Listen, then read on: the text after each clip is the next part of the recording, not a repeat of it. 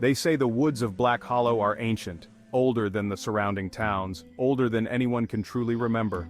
People only pass through these woods if they have no other choice.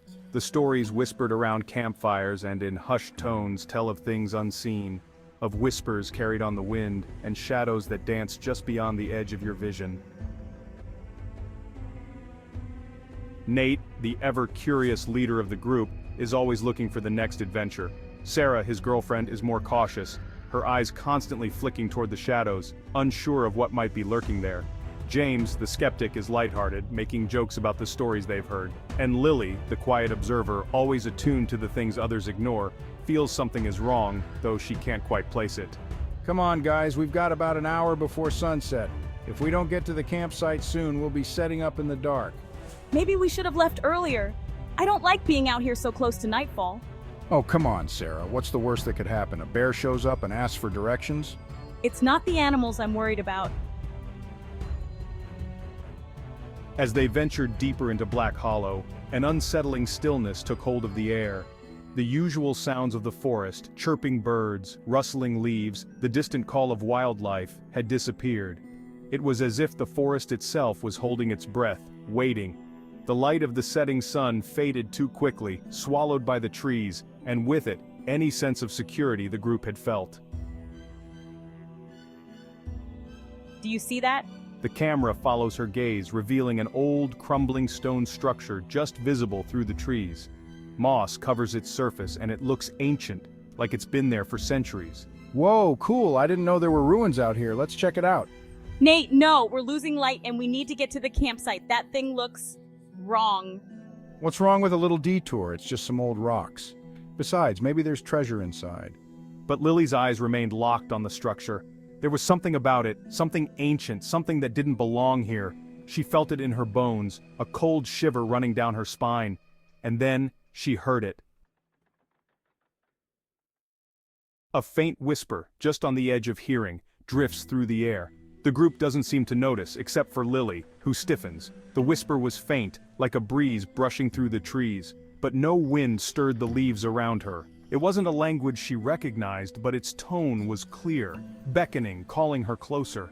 Something about it was wrong. It felt ancient, like a voice that had been echoing through the forest for hundreds of years, waiting for someone to listen. Did you hear that? Nate and James laugh, oblivious. Sarah notices Lily's discomfort and gently takes her hand. Are you okay? There's something out here. I heard it. A whisper. Come on, Lily, you're starting to sound like one of those creepy story narrators. But Lily wasn't imagining it. The forest was alive, and it was watching them. Every step they took toward the ruins felt like walking into a trap, but Nate's curiosity pulled them forward, into the shadow of the crumbling stones. The group approaches the ruins. The ruins stood like a forgotten sentinel, ancient and decayed. Vines crawled up the stones, twisting like fingers clutching at something long buried. The carvings etched into the surface were foreign, symbols not meant for human eyes. As they drew closer, the air seemed to grow heavier, thicker, as if the very ground beneath them was holding its breath. These are incredible. I wonder what they mean. Nate, please, we shouldn't be here. I have a bad feeling about this. Bad feeling? Come on, it's just rocks. Probably some old ceremonial site. Who knows, maybe they sacrificed chickens here or something. As James laughs, Lily stares at the carvings, her face pale. The whispering has grown louder in her ears, and now, she can almost make out words. Something's wrong. I can hear them. The whispers are getting louder. The whispers grew stronger, swirling in Lily's mind like a storm. The air around her pulsed, and suddenly she realized they weren't just hearing whispers. The whispers were speaking to them, but no one else could hear it. Only her. Lily steps back, her eyes wide as a sudden gust of wind blows through the ruins, chilling the group. In an instant, the mood shifted.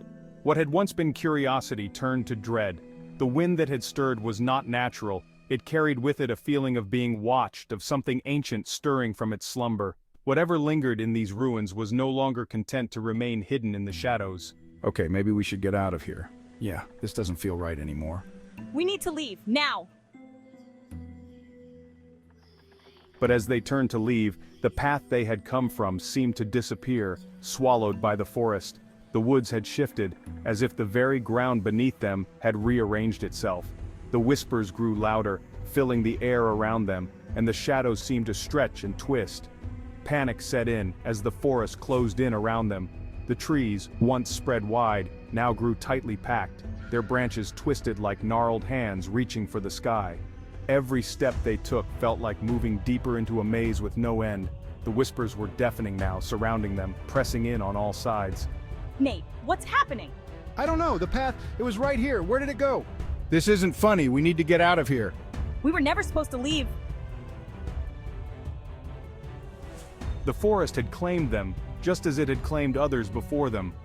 Black Hollow was more than just a place, it was alive, feeding off fear, off the souls of those who wandered too deep.